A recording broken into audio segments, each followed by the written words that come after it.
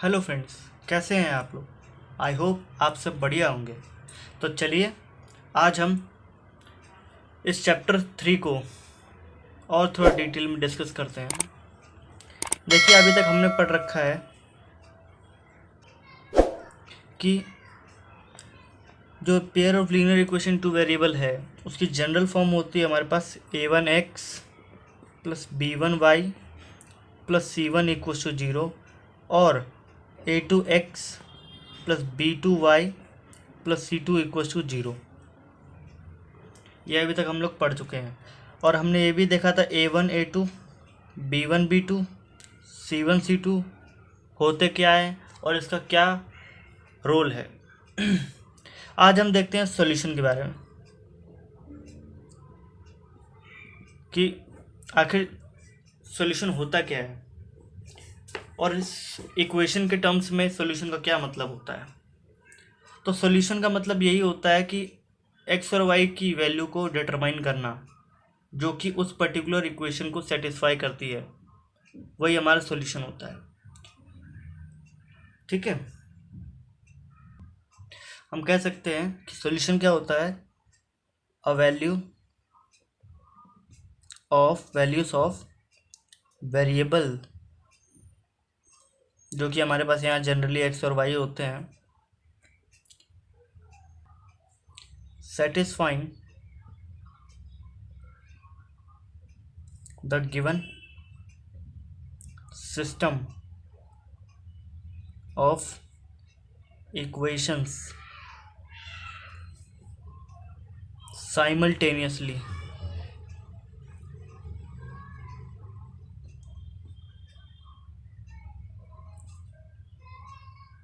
यानी कुल मिला के अगर कहना चाहें तो सॉल्यूशन क्या होता है, ये ऐसी वैल्यू होती है वेरिएबल्स की जो कि गिवन सिस्टम ऑफ इक्वेशन को साइमल्टेनियसली यानी कि एक साथ सेटिस्फाई करती है। मान लीजिए मैं आपसे कहता हूँ कि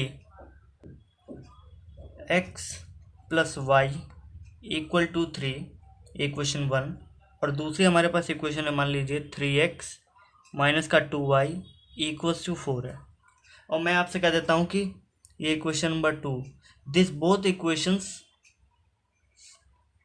are satisfied by the value x की वैल्यू अगर हमारे पास कितनी हो 2 हो और y की वैल्यू अगर हमारे पास 1 हो तो इस वैल्यू पे ये जो इक्वेशंस हैं दोनों के दोनों सॉल्व हो जाएंगी और इसका रिजल्ट बिल्कुल सेटिस्फाइड होगा। ठीक है, अब एग्जाम मान लीजिए इसी में मैं करके दिखा दूँ। मान लीजिए हम इन इक्वेशन अगर हम 1 की बात करते हैं तो LHS की अगर हम बात करते हैं तो LHS फर्स्ट की इक्वेशन की क्या है, ये वाली x प्लस वाई। एक्स की वैल्यू मैंने कहा आपसे 1 डाल दो, ये 2 डाल दो तो यहाँ पर 2 हो गया, प्लस y की वैल्यू 1 है तो प्लस क्या हो गया 1 इक्वल टू 3, दोनों को ऐड करने पे 3 तो आएगा ही। अच्छा, और ये हमारी क्या है RHS भी है। तो इस तरीके से LHS और RHS इक्वल हो जाती हैं और ये वैल्यू x की वैल्यू 2 और y की वैल्यू 1 इस गिवन इक्वेशन को सेटिस्फाइड तो कर रही है। अब देखते हैं ज़रा दूसरी वाली जो इक्वेशन हमारे पास थी, इन इक्वेशन 2 की बात करते हैं। तो LHS अगर देखते हैं तो यहाँ पर 3x है यानी कि 3 तो रह गया और x की वैल्यू हमारे पास क्या है, x की वैल्यू हमारे पास 2 है तो यहाँ पर हमने डाल दिया 2 माइनस में 2 तो एज इट इज रख दिया। यहाँ पर क्या है y की वैल्यू हमारे पास क्या है 1। अब इसको ज़रा सॉल्व करते हैं, 3 2 जा 6, 6 माइनस 2 इक्वल्स टू 4। अच्छा, और इस इक्वेशन का RHS भी हमारे पास देखिए 4 ही है तो हमें कह सकते हैं the value x and y जो कि हमारे पास x की वैल्यू 2 है और y की वैल्यू 1 है is satisfying the system of equation simultaneously, यानी कि एक साथ दोनों गिवन इक्वेशंस की सभी कंडीशंस को ये सेटिस्फाइड कर रहे हैं। ठीक है,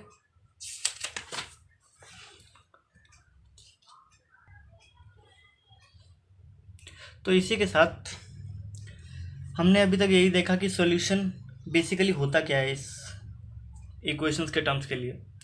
तो अब हम देखते हैं कि टाइप्स ऑफ सॉल्यूशन क्या होता है। टाइप्स ऑफ सॉल्यूशन कह सकते हैं। तो टाइप्स ऑफ सॉल्यूशन की अगर हम बात करते हैं तो बेसिकली हमारे पास 3 टाइप के सॉल्यूशन हैं। किसी भी क्वेश्चन को अगर हम सॉल्व करते हैं तो हमारे पास 3 टाइप के सॉल्यूशन बन सकते हैं। या तो वो यूनिक हो, यानी कोई एक ही वैल्यू निकल कर गया है, या तो वो मैनी सॉल्यूशन हो, या तो वहाँ नो सॉल्यूशन, मतलब सॉल्यूशन हो ही ना।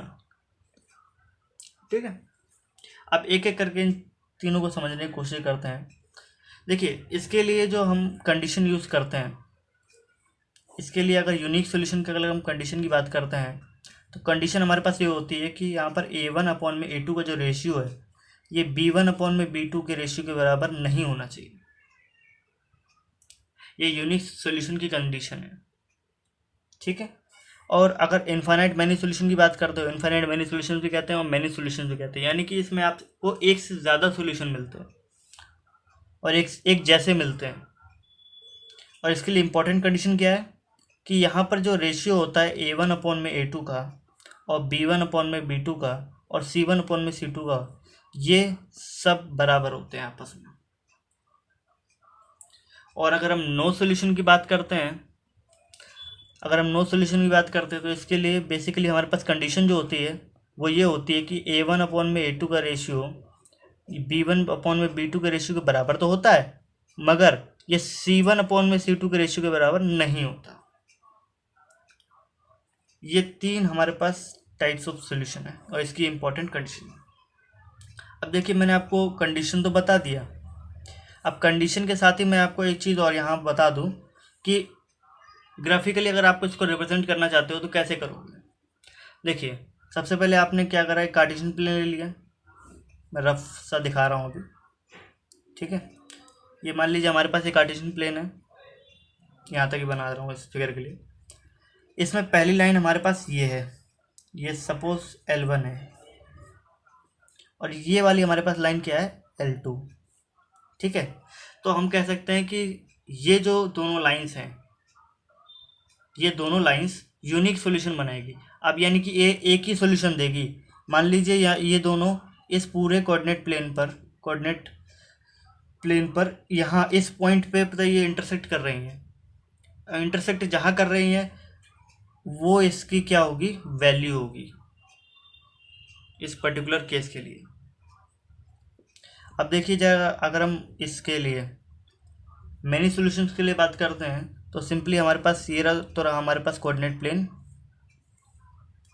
ठीक है, और इस पे अगर हम एक लाइन यहाँ से यहाँ ड्रॉ कर रहे हैं, सपोज ये L1 है, तो L2 जो होगी बिल्कुल सेम इसके ऊपर ही चलती, इसके ऊपर ही डायरेक्ट। ये तो थोड़ी ऊपर निकल गई, ये थोड़ी बाहर हो गई इससे, मगर वो बिल्कुल इसके ऊपर ही चलती है। ठीक है, यानी कि L2 भी इसके बराबर ही रहती है, यानी कि जो पॉइंट L1 का होगा वही L2 के लिए भी होगा। ठीक है, और जो पॉइंट L2 का होगा वो L1 के लिए भी होगा।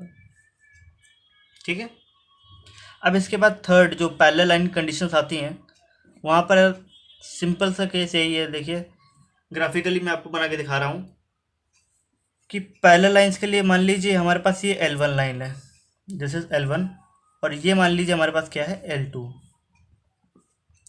तो यहाँ पर L1 और L2 क्या है, पैरेलल लाइंस है। ठीक है, और पैरेलल लाइंस कभी इंटरसेक्ट करती नहीं है वैसे तो, और करती है तो उस जगह पे जाकर के इनफाइनाइट डिस्टेंस पे जाकर के इंटरसेक्ट करती है, जिसका पॉसिबल नहीं है पता लगा पाना। इसलिए हम पैरेलल लाइन के सॉल्यूशंस को नहीं अज्यूम कर पाते। ठीक है, अब इतना करने के बाद,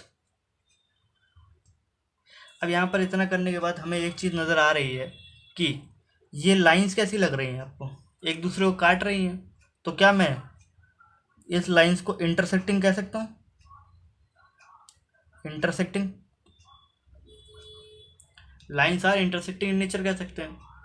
यहाँ पर जो इस पर्टिकुलर केस में, मैनी सॉल्यूशन के केस में अगर हम बात करें, तो यहाँ पर जो लाइंस होगी वैसे वो कौन सी होगी, कोइंसिडेंट कहते हैं, कोइंसिडेंट लाइंस कहते हैं। इंटरसेक्टिंग लाइंस हो गई और कोइंसिडेंट लाइंस हो गई। और ये तो आपको पता ही है कि यहाँ पर क्या होती है, पैरेलल लाइंस। ये हो गई हमारे पास पैरेलल लाइंस। यानी कुल मिलाकर के अगर आप देखते हो तो यहाँ पर मैंने आपको तीन ही बातें बताई कि अगर आप सॉल्यूशन फाइंड आउट करते हो तो आपको तीन टाइप के सॉल्यूशन मिल सकते हैं किसी भी इक्वेशन से। या तो वो यूनिक हो सकता है, या तो वो मैनी हो सकते हैं, या तो वो नो सॉल्यूशन हो सकता है, वहाँ सॉल्यूशन आपको मिलेगा ही नहीं। अगर यूनिक सॉल्यूशन होता है तो उसके लिए कंडीशन क्या है कि A1/A2 का रेशियो B1/B2 के रेशियो के बराबर नहीं होगा। अगर मैनी सॉल्यूशन की बात करते हो तो उसके लिए कंडीशन क्या है, A1/A2 का रेशियो B1/B2 का रेशियो और C1/C2 का रेशियो इक्वल होगा। और अगर आप पैरेलल लाइंस या कि नो सॉल्यूशंस की अगर बात करते हो, अगर आपको सॉल्यूशन नहीं प्राप्त हो रहा है किसी लाइन से, तो उसके लिए कंडीशन क्या है कि A1/A2 का रेशियो जो होता है वो B1/B2 के रेशियो के बराबर तो होता है, मगर C1/C2 का जो रेशियो यहाँ पर आपको नजर आ रहा है वो इक्वल नहीं होगा। ठीक, इसके बाद मैंने आपको एक ग्राफिकली करके दिखा दिया कि यहाँ पर मान लीजिए दो लाइंस हैं, अगर वो एक दूसरे को इंटरसेक्ट कर रही हैं तो वो एक पर्टिकुलर सॉल्यूशन आपको देगी। और कोइंसिडेंट लाइंस यानी कि जो इनफाइनाइट सॉल्यूशन दे रही है वो आपकी कोइंसिडेंट लाइन कहलाती है, यानी कि एक लाइन दूसरे बिल्कुल मर्जअप होके ओवरलैप करके चलती है। और जो हमारी पैरेलल लाइंस होती है वो एक इक्वी डिस्टेंस यानी कि एक बराबर डिस्टेंस से होकर के दोनों चलती हैं। ठीक है, अब इतना सब करने के बाद हम बेसिकली ग्राफिकल मेथड पे आ जाते हैं कि ग्राफिकल मेथड क्या होता है। देखिए, बेसिकली ग्राफिकल मेथड की अगर मैं बात करूं तो ग्राफिकल मेथड वो मेथड होता है जिसके थ्रू आप ग्राफ के अंतर्गत किसी भी इक्वेशंस को ड्रॉ करके उसके एग्जैक्ट पॉइंट्स को निकालने की कोशिश करते हैं। मान लीजिए आपको इक्वेशन दे रखी है x + y = 3 है और 3x - का 2y = 4 है। मैंने वही एग्जांपल लिया जो थोड़ी देर पहले लिया था। इसको मैं इक्वेशन नंबर 1 दे दे रहा हूँ, अभी फ़िलहाल के लिए नहीं दे रहा। ठीक है, मैं आपको एक तरीका बता दे रहा हूँ अभी कि देखिए, सबसे पहले आपको क्या करना होता है, इस जो भी इक्वेशन दे रखी है, दोनों इक्वेशन, उन दोनों को अलग अलग लिख लो और उसके बाद इनको y के टर्म्स में एक्सप्रेस करने की कोशिश करो। यानी कि y के टर्म्स की बात करते हैं मतलब y एक सिंगल वेरिएबल बचना चाहिए एक साइड में, बाकी जितने वेरिएबल बच रहे हैं वो अदर साइड हो जाने चाहिए। यानी x बचा है यहाँ पर, x को आप उधर भेज दोगे। अगर आप x को इधर भेजते हो तो 3 माइनस में क्या हो जाएगा x। और यहाँ अगर देखते हो तो यहाँ पर अगर आप क्या करोगे, अगर आप इसको यहाँ से यहाँ शिफ्ट करते हो तो आप 4 को यहाँ से यहाँ लाओगे। अगर आप -2y को यहाँ से यहाँ शिफ्ट करते हो तो प्लस का 2y बनेगा, और अगर प्लस के 4 को यहाँ से यहाँ शिफ्ट करते हो तो यहाँ पर क्या बनेगा, -4। यानी आप कह सकते हो कि 2y = 3x - का 4। ठीक है, यहाँ पर तो हमारा बेसिकली एक फॉर्म निकल ही चुका है, बट फिर भी मैं एक स्टेप इसको बढ़ा के इसलिए दिखा रहा हूँ क्योंकि मैं ताकि इसको भी इक्वल कर दिखा सकूँ। तो अब सिंपली मैं y = क्या ले सकता हूँ, मैं 2 को इससे डिवाइड में ले जा रहा हूँ, यानी 3x - 4 के होल अपॉन में 2 हो गया। ठीक है, और 9th क्लासेस और 9th क्लासेस में आपने पढ़ा होगा कि कोई भी इक्वेशन दे रखी है तो आप उसको सॉल्यूशन निकालने के लिए क्या करते हो, सीधा बॉक्स बना लेते हो। इसके लिए मैं अलग बॉक्स बना रहा हूँ। ये देखिए, यहाँ पर मैं x की वैल्यू ऊपर, y की वैल्यू नीचे, ऐसे इधर भी x की वैल्यू ऊपर, y की वैल्यू नीचे। यहाँ पर मैंने कुल 3 डिफरेंट खाने खींच दिए। ठीक है, अच्छा, अगर मैं आपसे कहता हूँ यहाँ पर कोई भी आपको वैल्यू डालनी है रियल नंबर, तो मान लो मैं यहाँ पर सपोज करो सबसे छोटा यानी 0 डाल देता हूँ मैं। अगर होल नंबर डालते हैं 0 अगर डालते हैं तो 3 माइनस में 0 करेंगे तो हमारे पास वैल्यू आएगी 3। और अगर हम यहाँ पर x की वैल्यू क्या डालें, x की वैल्यू अगर हम डाल देते हैं 1, तो अगर 1 डालते हैं तो हमारे पास 3 - 1 = क्या आएगा, 2। अच्छा, और इसी के साथ अगर हम x की वैल्यू 2 डाल दें तो 3 माइनस में 2 क्या होगा, 1, यानी y की वैल्यू हमारे पास आ जाएगी 1। इस तरीके से हमने टेबल 1 को कंप्लीट कर लिया, यानी इक्वेशन 1 के टेबुलर फॉर्म को कंप्लीट कर लिया। अब इसी के साथ दूसरी जो हमारे पास इक्वेशन बची है इसको भी जरा हम देख लेते हैं। मान लीजिए मैंने x की जगह क्या डाल दिया, 0, तो 3 × 0 तो 0 हो जाएगा, और 0 - 4 = पास क्या होगा, -4, और -4 / 2 करते हो तो कितना आएगा, -2। यानी x की वैल्यू 0 डालने पे आपके पास आंसर कितना आ रहा है, -2। ठीक है। अब अगर आप 1 डालते हो तो आपको पता है यहाँ पर 3 - 4 यानी कि -1/2 आएगा आंसर। अब क्योंकि अगर आप ग्राफ में सिंपली दिखाना चाहते हो तो सिंपली आप यहाँ पर 2 से मल्टीप्लाई कर दो, यानी कि अगर 2x की वैल्यू अगर 2 लेते हो तो यहाँ पर 3 × 2 यानी कि 6 - 4 करोगे तो आएगा आपके पास कितना 2, और 2 / 2 करोगे तो आपके पास आंसर आ जाएगी 1। यानी x की वैल्यू 2 रखने पर हमें y की वैल्यू क्या मिलती है 1। ठीक है। इसी तरीके से अगर आप x की वैल्यू को 4 रख लो, इवन रख लो, 4 रखते हो तो यहाँ पर कितना होगा 3 × 4 = 12, 12 - 4 करोगे तो कितना आएगा 12 - 4 करोगे तो 8 आएगा, 8 / 2 करोगे तो आपके पास आ जाएगा 4 आंसर। ठीक है। इसके बाद तो सिंपली आपको ग्राफ बनाना आना चाहिए। सिंपली आप क्या करते हैं, यहाँ से ये वाली हमारे वाई एक्सिस होती है और यहाँ पर हमारी कौन सी होती है एक्स एक्सिस होती है। ठीक है। अभी तो मैं आपको रफ फिगर बना के दिखा रहा हूँ। ये देखिए हमारे पास ये एक्स एक्सिस है, ये एक्स डैश कहते हैं, यहाँ पर ओरिजिन होता है, यहाँ पर वाई होता है, यहाँ पर वाई डैश होता है। ठीक है। यहाँ पर हम सारे पॉजिटिव नंबर लेते हैं 1 2 3 4 5 6। रिक्वायरमेंट कितनी की है यहाँ पर देखिए, एक्स के लिए हमें कितना चाहिए 2 ही चाहिए ज़्यादातर, 4 ले लो, यहाँ एक्स की वैल्यू 4 तक जा रही है तो हमारा इतना काम हो जाएगा। वाई की वैल्यू हमारी मैक्सिमम कितनी जा रही है 3 तक जा रही है ना, तो यानी कि 1 2 और यहाँ हो गया 3। ठीक है। अब इसके बाद हमें y की वैल्यू -2 भी रखनी है। देखिए -4 तक जा रहा है y की वैल्यू, तो एक काम करते हैं थोड़ा इसको बढ़ा देते हैं अभी के लिए, यहाँ पर हम 4 डाल देते हैं। ठीक है। यानी कि ये y एक्सिस है और यहाँ पर 4 तक है। अब इसके बाद y एक्सिस पे नेगेटिव y एक्सिस कहाँ तक जा रही है -2 तक, यानी कि -1 यहाँ -2। ठीक है। और इसके बाद यहाँ पर क्या होता है -1, यहाँ पर क्या होगा -2 और -3 और -4।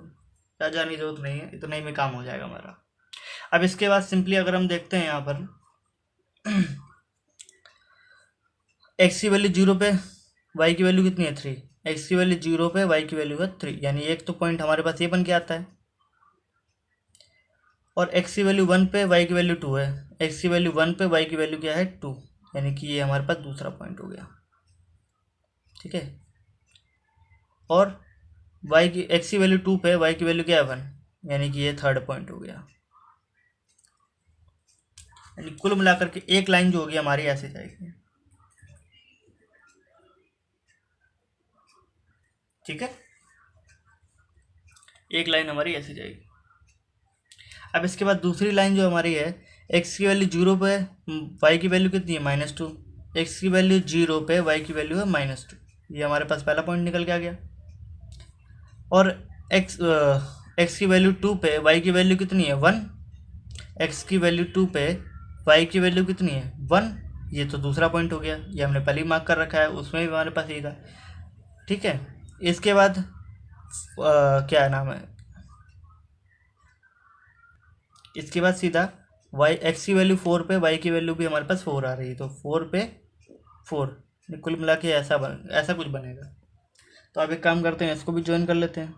मान लीजिए ऐसे ज्वाइन होते हुए जा रहा है, यहाँ थोड़ा एक तिरछा बन गया थोड़ा। ठीक है। ऐसा जा रहा है लाइन। ठीक है। यानी कि ये आपके पास इक्वेशन नंबर 1 थी। ये वाले जो थे इस इक्वेशन के पॉइंट थे जिसको हमने टैबुलर फॉर्म में रिप्रेजेंट करा है। इक्वेशन क्या थी हमारे पास x + y = 3 थी। दूसरी इक्वेशन जिसका हमने इस लाइन पे पॉइंट बनाए हैं वो कौन सी है हमारे पास 3x - 2y = 4। अच्छा, अगर यहाँ पर अगर आप देख रहे हो दोनों लाइन कहाँ पे इंटरसेक्ट कर रही हैं, दोनों लाइन इस पॉइंट पे इंटरसेक्ट कर रही हैं। इस पॉइंट पे अगर इंटरसेक्ट कर रही हैं तो यहाँ पर अगर आप देखते हो तो यहाँ पर प्रोजेक्शन जो y एक्सिस की आ रही है वो कितनी आ रही है 1 आ रही है, और x एक्सिस की जो प्रोजेक्शन आ रही है वो 2 आ रही है। यानी कुल मिला के हमारे पास ये पॉइंट निकल के आ रहा है 2, 1, और यही इसकी यूनिक वैल्यू है।